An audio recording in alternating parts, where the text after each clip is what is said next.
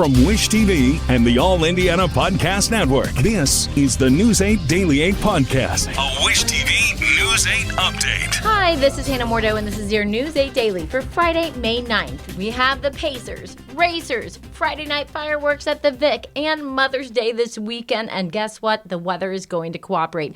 A little chilly to start the day, but expect bright sunshine, and the temps could get to the low 70s, high 60s today. Mother's Day weekend also going to be nice. We're going to see temps on Sunday close to 80 degrees. Ryan Reynolds here from Mint Mobile with a message for everyone paying big wireless way too much. Please, for the love of everything good in this world, stop. With Mint, you can get premium wireless for just $15 a month. Of course, if you enjoy overpaying, no judgments, but that's weird. Okay, one judgment. Anyway, give it a try at mintmobile.com/switch. Upfront payment of $45 for 3-month plan, equivalent to $15 per month required. Intro rate first 3 months only. Then full price plan options available. Taxes and fees extra. See full terms at mintmobile.com.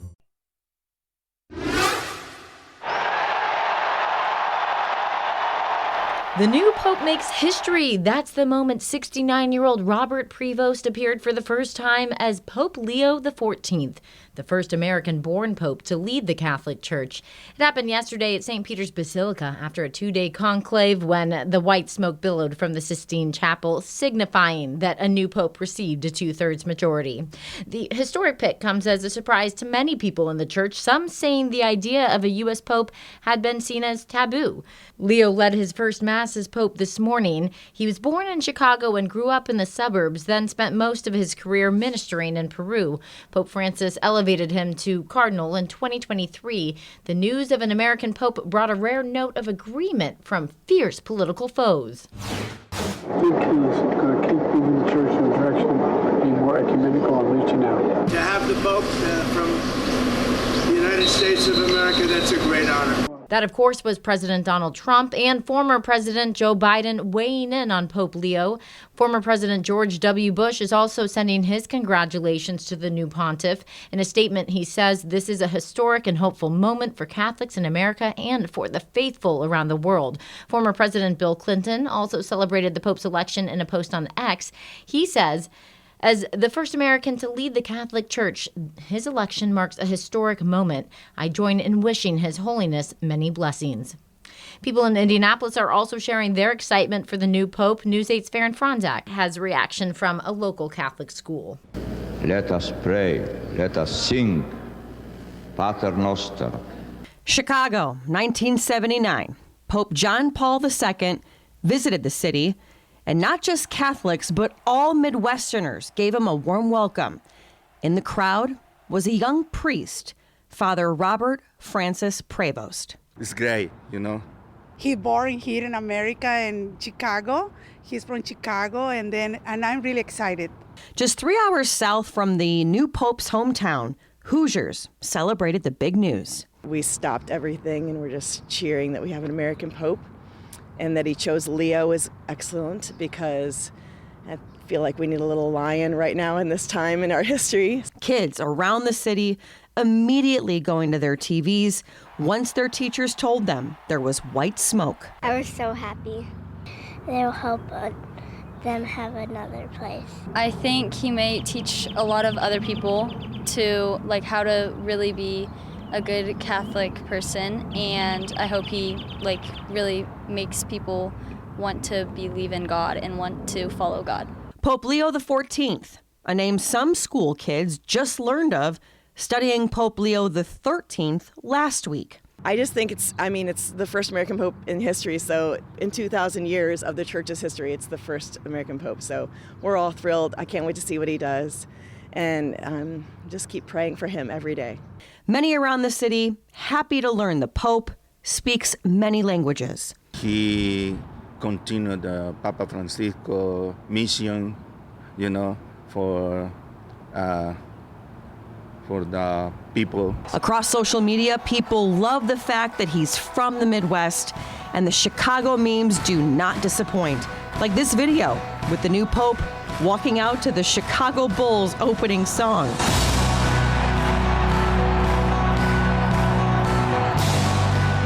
I love Indiana, I love Chicago.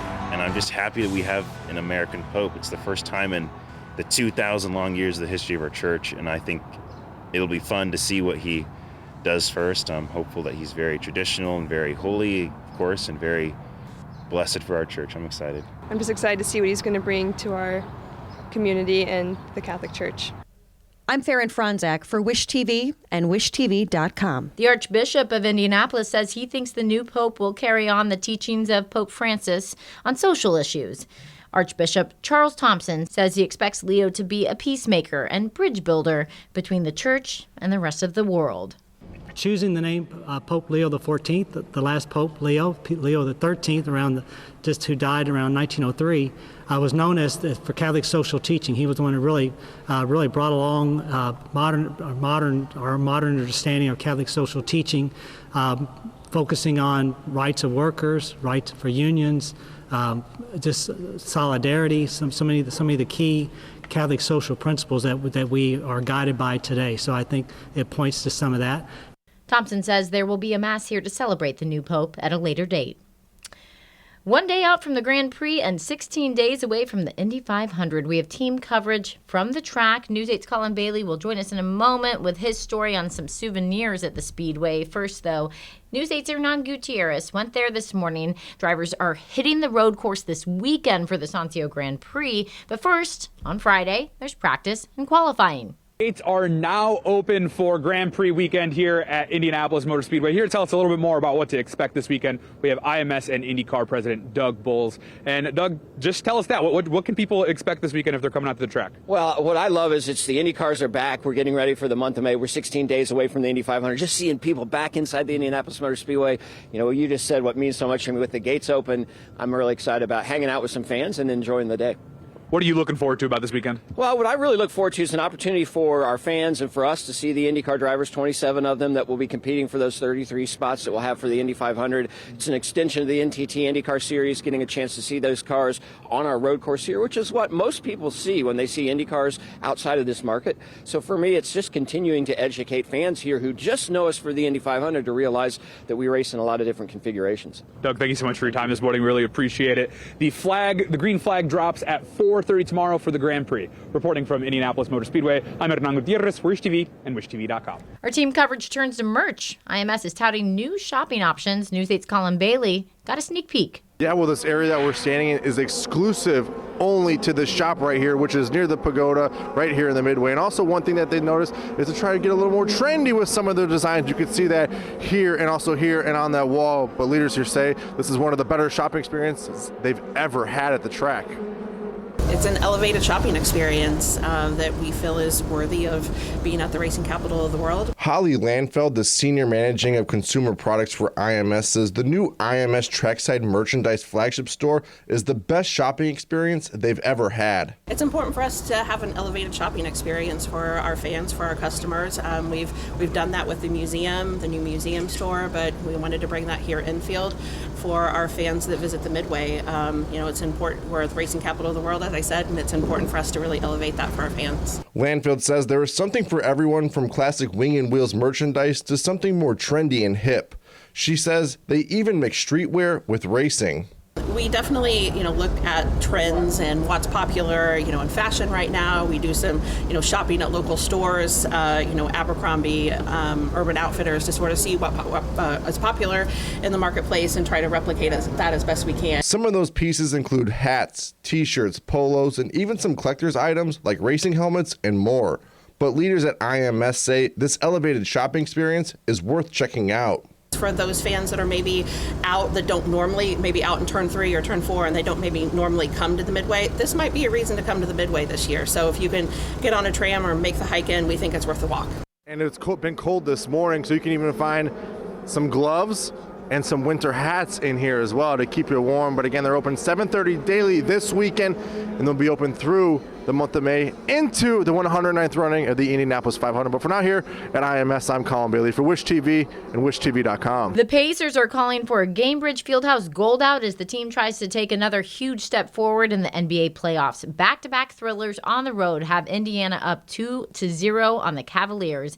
2 home games now lie ahead. Tonight, and Sunday. If they win both, they'll head to the Eastern Conference Finals. If you want to be a part of the fun, there's a pregame party in the plaza outside the Fieldhouse at 5:30 this evening. Game tips off at 7:30. And game is not yet sold out. We're checking prices and locations throughout the morning. Between those still available at the box office and resale offers, you can spend anywhere from $188 to $3,680. The most affordable ones are high in the corners of the upper deck. Priciest are on the floor under the baskets. Sunday's game starts out a little cheaper, maybe because of Mother's Day, at $164. Highest price, though, is around $7,000. Now to some other news. The Union School Corporation in eastern Indiana is suing Governor Mike Braun over a provision in the new property tax law that would shut down the district. District draws students from Randolph and Henry counties, serving about 300 students in person and another 9,000 online. State lawmakers who called for the closure say poor test scores drove their decision. The law calls for a union to dissolve by 2027 in July. The lawsuit argues, though, that the measure is unconstitutional in several ways and will prevent it from doing basic operations as soon as this fall. Our team reached out to the governor's office and the State Department of Education for comment, and we are still waiting to hear back. A Brownsburg daycare employee accused of molesting children in his care is due in court today. Police say they plan to charge 22-year-old Gabriel Garner with more crimes. Investigators say the former Main Street University for Kids employee inappropriately touched a 5-year-old girl and asked the child to kiss him. Police say they also found pictures of him sexually exploiting children on his phone. A lawyer for the families of the victims say they want justice. The families are feeling devastated, blindsided, angry, furious. What happened here is going to create scars on their children for life. Police say the state shut down the daycare this week, and investigators are inundated with parents worried their child is a victim. Online records show Garner is due in court today at 1. Construction season is here and crews are getting to work. In Indianapolis, city leaders say $268 million in investments will hit the streets over the next few months.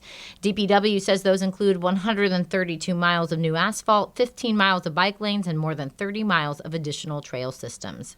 Now let's get to your business headlines. Jane King is at the New York Stock Exchange and starts with the trade deal between the U.S. and U.K. It is the first of its kind since the tariffs were imposed in April. So the type will generally keep in place the 10% tariff against UK goods. It lowers the tariff, though, on some British-made cars from 25% to 10%.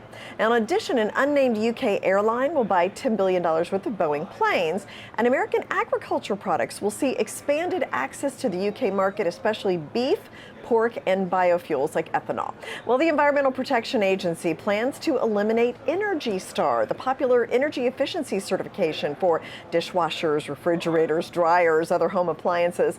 This is according to agency documents and reported in the New York Times. Now, EPA managers announced during a meeting that they would, the divisions that oversee climate change as well as energy efficiency would be eliminated as part of a reorganization, and that includes the Climate Change Office and the division that oversees Energy Star. Now, for the past 33 years, Energy Star has been known for its blue label. It shows an appliance has met federal energy efficiency standards, but the EPA administrator, Lee Zeldin, says it's not essential to the core mission of the EPA, and it could be run by the private sector instead. Well, Amazon is allowing pet owners to access hundreds of commonly prescribed pet medicines through a partnership with VetSource. Prescriptions are dispensed and delivered by VetSource, but they are ordered through the Amazon storefront. Right now, it's just for dogs and cats. And Krispy Kreme pausing its nationwide rollout with McDonald's after sales slowed. Krispy Kreme shares have shed more than 70% of their value over the last year, and the two restaurant companies working together to try to boost demand and simplify their operations. Stocks were higher yesterday. Investors optimistic but cautious about trade deals. We're a little bit higher this morning as well as we look to the weekend and the trade talks that are expected to begin with China. Live from the New York Stock Exchange, I'm Jane King. Back to you. A trio that cut their musical teeth in Indianapolis and reached music's highest honor is back in their adopted hometown this weekend. News 8's photojournalist Adele Reich brings us the story of Time for Three. I already loved her after just a glance. My name is Charles Yang, and I play violin. My name is Nick Kendall, and I'm in Time for Three, and I'm a violinist. My name is Renan Meyer, and I play the double bass.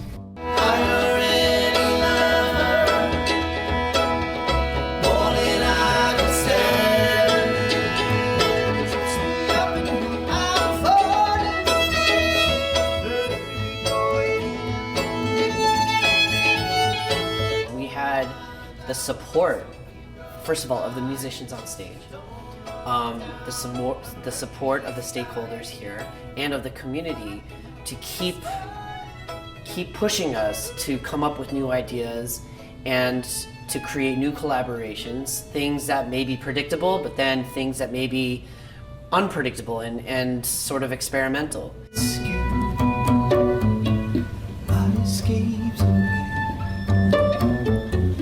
Coming here, seeing one of the first shows was a happy hour show, and seeing a room filled, a hall filled with young people coming in with beers. They brought us beers on stage. It was awesome. I was like, what is my job right now? You know, this is great.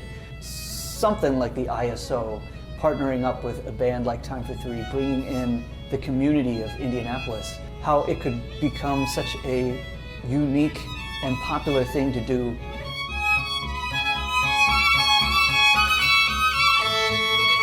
A lot of people that we've met along the way and we're like, wow, you have a Grammy. They usually play it like way down.